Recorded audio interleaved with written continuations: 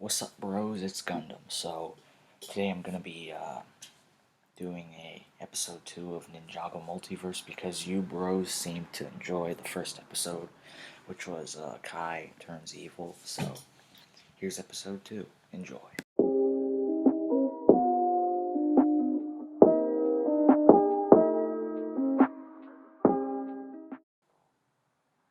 Hello there, ladies and gentlemen. Today we're gonna be exploring the Ninjago Multiverse. Today we're gonna be exploring an alternate Earth or dimension. In this Earth, Morro survived. During Season 5, Ninjago Possession, at the end of the episode, the last episode of the season, Morro was being dragged into the ocean by the Preeminent. The Preeminent was like this ghost demon thing that Morro worked for, and he or she was about to die because in Ninjago, ghosts don't like water for some reason. Don't ask me why. And so Wu was gonna save Morro. He was holding onto Morro's hand, but Morro didn't want to live anymore, something like that, so he just died after that. Wu was sad, I know, but in today's episode, we're going to be talking about an alternate dimension where Morro survived.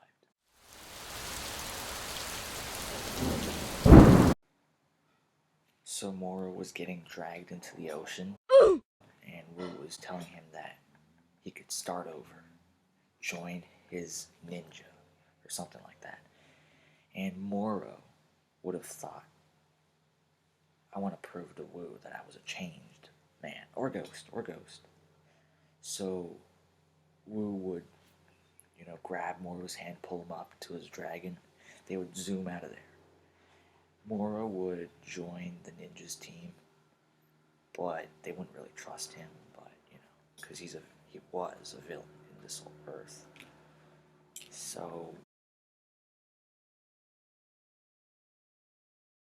Skybound would have turned out the same, except Morro was in the team.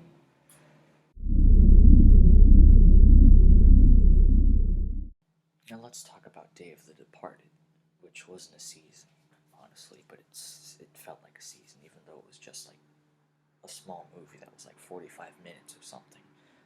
But in the season, it was basically all of the ninjas' old villains coming back to haunt them or something like that.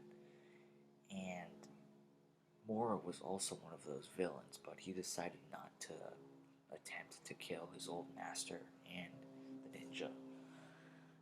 And in this universe, Day of the Departed would have gone the same way, except Morro was there to help the ninja. And that's all, really. Nothing else would have changed, honestly.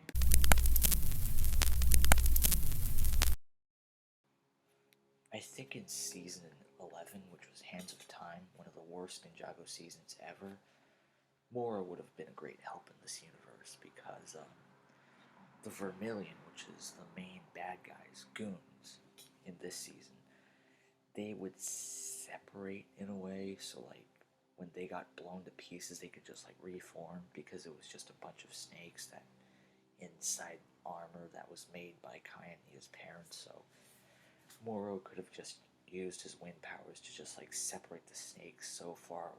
They would like be so far away from each other, so they couldn't really reform. So Morro would have been a great help, and I think Wu probably still would have gotten lost in time in this universe, but things would have been pretty cool.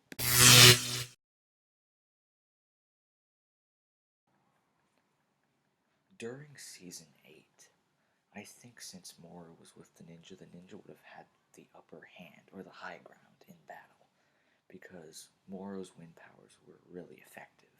Because during season 8, the main bad guys were this big gray guy that looked like he had a tan gone wrong, Ultraviolet and Mystery. And I think during the attack on the Emperor and the Empress in season 8, Morro would have just beat up the Sons of Garmadon because they were just bikers on bikes. He could have just used his wind powers and just created a huge gust of wind and just yeeted the whole gang of the S.O.G sideways.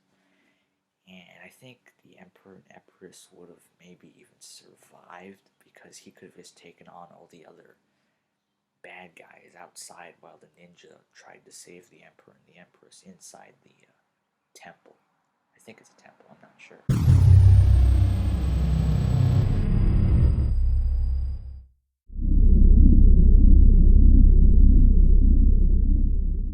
I think Season 9 might have never even happened.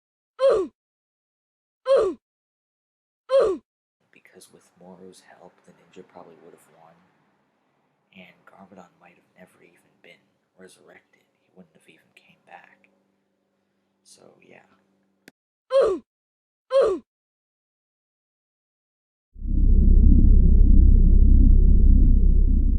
In Season 10, which was the season where the Oni attacked Ninjago City, I think, in that season, since in this timeline, Garmadon was never resurrected, meaning in Season 10, the ninja wouldn't have had Garmadon's help.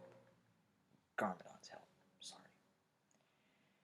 And that would mean that Morro had to take Garmadon's place. And I think he would have done a pretty good job helping the ninja defeat the Oni. Because, wind powers. Oni go, bye-bye. Just yeet him off the cliff of the temple. Easy as that.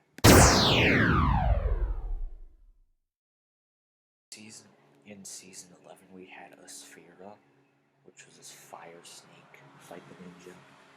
And I think that with Morro's help, she would have been defeated easily. And it would have been really cool to see Morro do spinjitzu.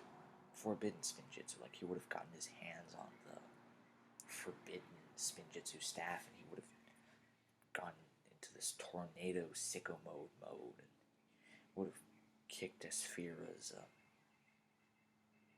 A, if you know what I mean. And yeah, and during the second part of Season 11, which was where Zane got sent to this other realm, I think, and Morro would have stayed behind with Pixel and Lou, I bet, while the rest of the ninja went to the Ice Realm to find Zane. I think that would have worked out pretty well.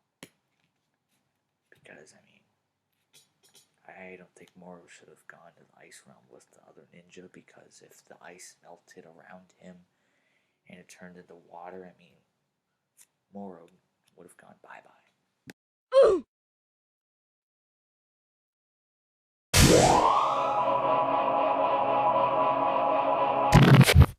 And now for Prime Empire, Season 12, which just ended a while ago. But I think in this Earth, Morro wouldn't have been able to enter Prime Empire with the other ninja, just like Zane. If Zane went into Prime Empire, his programming would have been messed up. And I think if Morro went in, I don't think Morro could even go into Prime Empire, because he's a ghost. So yeah, he would have stayed behind with Lou and Pixel, just like in Season 11. And that would have been interesting to see, because during Season 12, the Preeminent returned to attack Ninjago. It would have been cool to see Morro fight his old master. That would have been awesome. Anyway, that's the end of the video. Hope you bros enjoyed. Trying to get to 1,000 subscribers soon, so I would appreciate it if you click that like button. So anyway, have a great day. See you.